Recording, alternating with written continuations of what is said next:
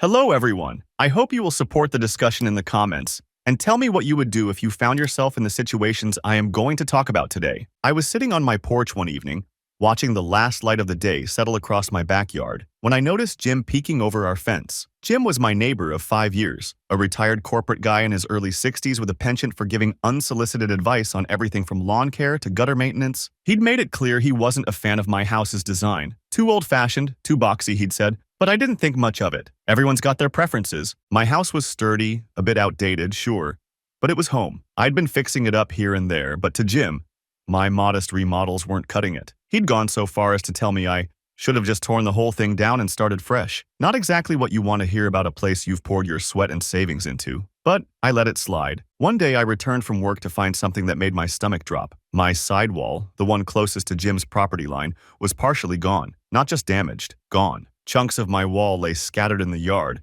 and several bricks were lying in his garden as if someone had tossed them over the fence. I froze, trying to wrap my head around it. I immediately went over to Jim's door and rang the bell. Jim opened the door, unfazed. "Oh, hey," he said casually, as if this was a normal chat. When I asked him why my wall was in pieces, he had the nerve to look surprised. "Didn't you notice how it blocked my view of the mountains?" he said. He then admitted, without any hint of remorse, that he'd hired a crew to remove the obstruction. He actually thought he'd done me a favor. Said my house was an eyesore from his side, and it would be a win-win if he could see the mountains.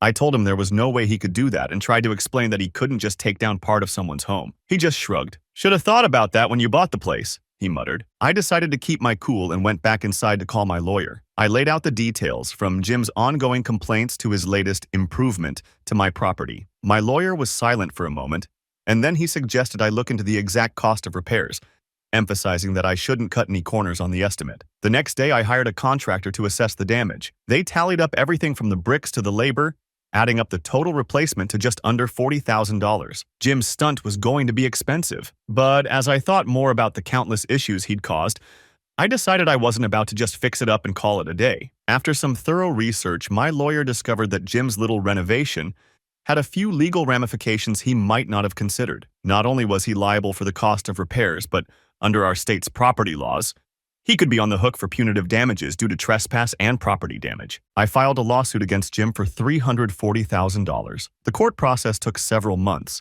and I'll admit, it was a strange feeling seeing Jim in a suit, looking all remorseful as he sat across the room. He'd gone from smug and dismissive to nearly pleading, suddenly understanding the gravity of what he'd done. Jim tried to argue that he'd only intended to improve the view, but the judge wasn't having it. After hearing the evidence, the judge awarded me the full $340,000. Jim's eyes widened in shock. That sum wasn't just for repairs. It included damages for the disruption, emotional distress, and even a little extra for his audacity to claim that a neighbor's wall was a personal affront to his sense of scenery. Once the verdict was announced, Jim's face turned pale. Apparently, he hadn't anticipated the outcome. He'd thought his fix would pass as some trivial matter, and he'd just pay the damages and move on. But with his retirement funds now dipping significantly into the red, he looked more than a little shaken. I later heard from mutual acquaintances that Jim's wife had to pick up a part-time job to help cover the costs, and Jim was forced to sell off one of his prized vintage cars to help make the payment. Now, every time I sit on my porch, I enjoy that little section of wall more than I ever thought I would. Jim's lost his appetite for neighborly advice,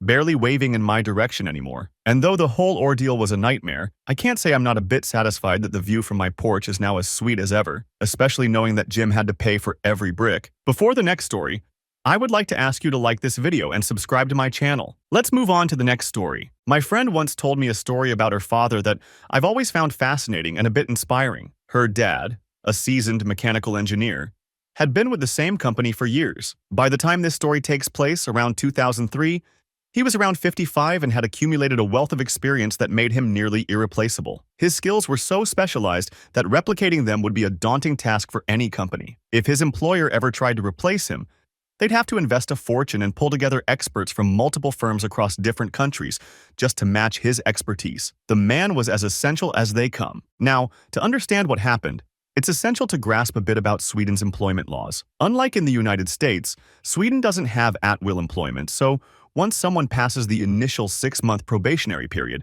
they can't just be fired on a whim. There must be a solid reason, one that's documented and verifiable. This means that if management wanted to let go of my friend's father, they'd need a very clear justification and a paper trail to back it up. With such stringent rules in place, The company couldn't just toss him out without facing consequences. Her dad wasn't just any engineer, though. He was the kind of person who cut through nonsense to get the job done. He wasn't the warm and fuzzy team player type, nor did he care for office politics. He was there to do his job, to do it well, and to fix problems wherever he found them. He expected the same straightforward attitude from his colleagues. He didn't go out of his way to bond during team-building exercises, but if anyone came to him with a question, they'd find a highly knowledgeable engineer willing to help them with their issue. In short, he was the stereotypical, grumpy older engineer, except he was a truly invaluable one. Besides his work at the company, he also ran a small side business, doing minor engineering projects. He had always been upfront about it, following company policy by reporting this side activity to ensure no conflicts of interest. His employer knew about it and had no issues with it. For years, he received recognition from his managers for his hard work. Although he didn't care much for awards, he remained a valuable asset, dedicated to the company, and even mentored younger engineers to make them effective teammates. Things started to shift, however, when a larger firm acquired his company. The new management brought sweeping changes, despite early promises that everything would stay the same. They introduced a new office culture, one that pushed for unpaid overtime and a more American style of enthusiasm, complete with cheering, clapping, and pep talks. My friend's father found this incredibly cringeworthy and outright refused to participate. To him, it was a ridiculous, unnecessary change. But the new management team took his lack of enthusiasm as a sign of resistance. Initially, they overlooked his indifference due to his long-standing status and reputation. However, over time, the managers noticed that other employees also seemed resistant to this new culture, and they realized that my friend's father was the quiet center of this resistance. His presence alone seemed to strengthen the resolve of others who didn't want to comply with the forced cheerfulness and overtime demands. The managers started to see him as an obstacle, so the pressure began. They attempted to coerce him into working overtime by framing it as necessary for the company's new direction.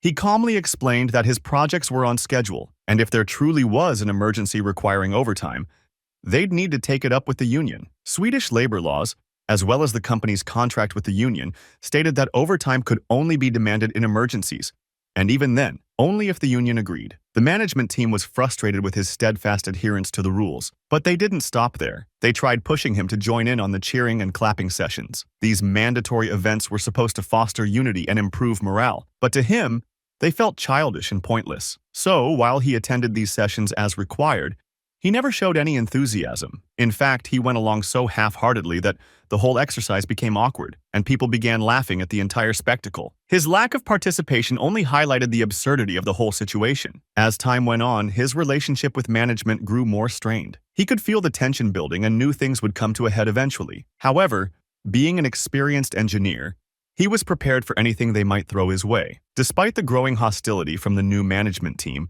my friend's father remained calm and kept doing his job as usual. He didn't miss deadlines, and his work continued to meet the high standards he had always maintained. However, he also knew it was wise to prepare for whatever tactics management might try. Over his long career, he'd learned how to document things meticulously, understanding that a strong paper trail could often mean the difference between job security and losing a battle with those in power. Then, as he'd anticipated, the day finally came. Management pounced on what they thought was a golden opportunity to fire him. They caught him answering an email related to his side business during his lunch break on his work laptop. To them, this was theft of company resources, and they immediately seized on it as grounds for dismissal. They pulled him into a conference room and informed him that he was being terminated. There were 3 managers there, sitting across the table, each looking as if they'd won a small victory. But my friend's father didn't flinch. He looked each manager in the eye and asked, "Are you sure you want to do this?" His calm, almost dismissive tone seemed to throw them off, but they stuck to their decision. "Yes," they all affirmed. He looked at them again,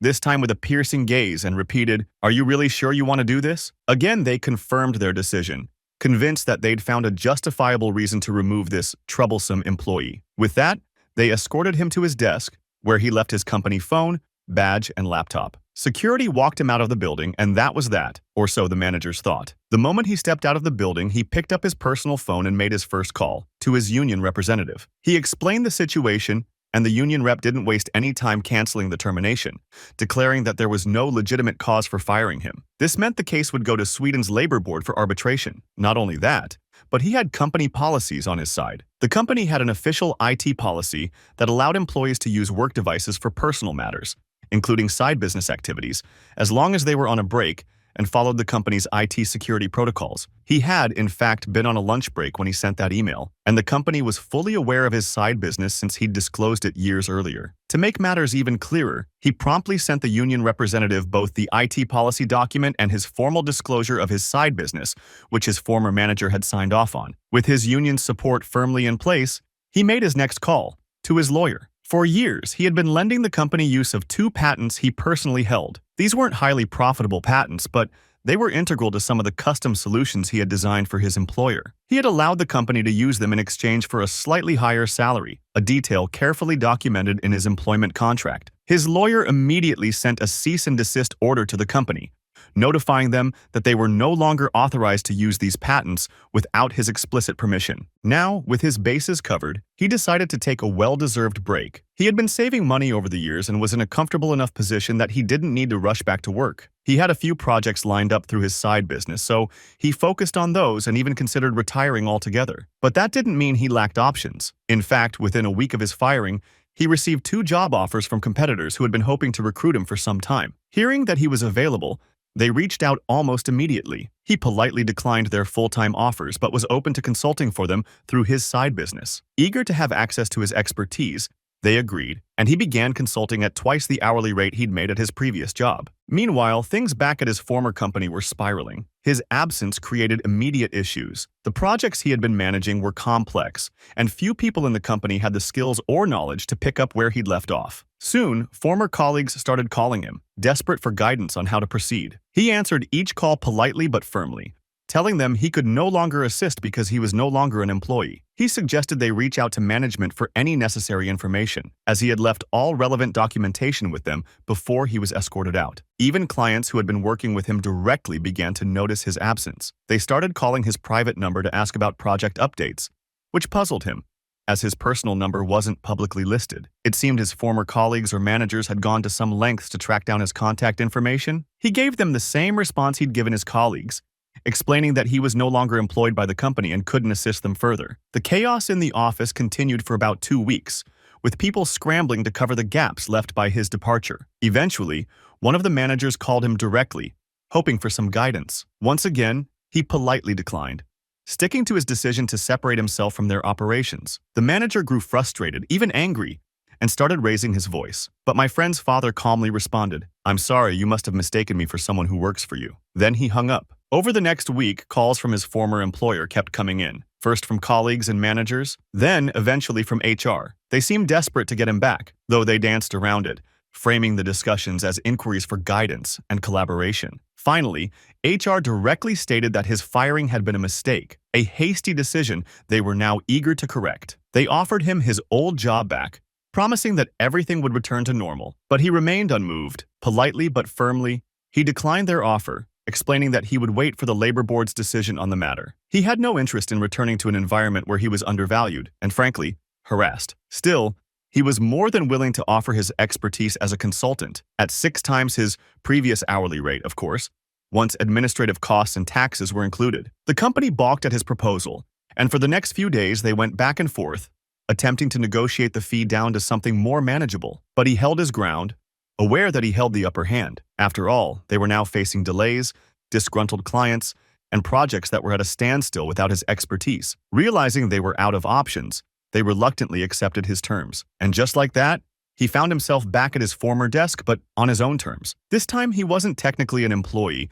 He was a consultant, which gave him a certain freedom he'd never had before. Now, he had a new contract where every hour he worked cost them significantly more than before, and he wasn't shy about billing those hours when they needed his expertise. And just when management thought they could manage this new arrangement, he reminded them of the issue with his patents. Since his firing, the cease and desist order was still in place, meaning the company would have to pay additional fees to continue using the patented solutions he had developed. They had no choice but to agree to his terms, paying him not only for consulting, but also for the rights to use his patents. With every aspect now benefiting him, he settled into his new role. His former colleagues were thrilled to have him around again, knowing that with him back, they'd have the guidance and mentorship that had been missing. Yet, he was no longer bound by the daily demands of office culture and the new management's push for American-style enthusiasm. His consultancy status allowed him to work only on what he deemed necessary and skip out on any mandatory cheerleading events without question. For all their efforts to reshape the office environment, Management had only succeeded in granting him more autonomy and power than before. About 3 months after his dismissal, the labor board finally reviewed his case. During the proceedings, the company tried to justify their actions, arguing that they had grounds to terminate him. However, they realized they were facing an uphill battle. The union, well prepared and backed by ironclad documentation, highlighted the company's own IT policies, his previous manager's approval of his side business, and the lack of any verifiable misconduct. Seeing the weakness of their position, the company quickly shifted its stance, offering to reinstate him in the spirit of goodwill and reconciliation. My friend's father, however, was far from interested in reconciliation. He was now successfully self-employed, with a growing consulting business and multiple clients, including his former company, paying him premium rates. He and his union representative politely declined their offer, stating that he was no longer available for a full-time role, as he had moved on. The labor board sided with him and the union, ruling that the termination had been unjust. The company was required to pay him 3 months of back pay as damages, a full 2 years' worth of severance, and cover all legal fees incurred by his union. So he continued consulting for his former employer, working an average of about 20 hours a week, just enough to keep them afloat on critical projects. On the side, he spent another 10 to 15 hours consulting for other companies, enjoying a flexible schedule and a comfortable income that exceeded his old salary by far. And though he was not one to openly hold grudges, he did impose what he privately called an a-hole tax. He charged his former company 3 times what he charged their competitors. This was his way of subtly reminding them that their previous actions had consequences. Meanwhile, the managers responsible for his firing weren't let off the hook. Although they weren't officially fired, the company's upper management took a strategic approach that effectively punished them. They were reassigned to their own division for budgeting purposes, separate from the rest of the department. All the extra costs generated from his consultancy fees, the patent rights, and the labor board arbitration fees were now part of this isolated budget. Consequently, their department was perpetually over budget, which meant they were ineligible for annual bonuses. Bonuses were a significant part of their compensation, so for the next few years, these managers missed out on a notable portion of their income. The pressure grew unbearable for some, and eventually, at least one of them decided to leave. My friend's father, however, continued to consult for the company until his retirement, and every time management hinted at any frustration with his fees or his terms, he'd give them a knowing smile and respond with, "What are you going to do? Fire me?" After returning as a consultant, my friend's father settled into a comfortable routine, working fewer hours but earning significantly more. He enjoyed the freedom to accept only essential projects, all on his terms. Management quickly learned not to question his rates, especially the extra fee he reserved for his old company as a reminder of their past mistake. Over time, he became something of a legend within the company, a story of resilience and the power of knowing one's worth. When he finally retired, it was on his terms, with a grin and a playful reminder to anyone who asked, "What are they going to do? Fire me?" Thank you for watching.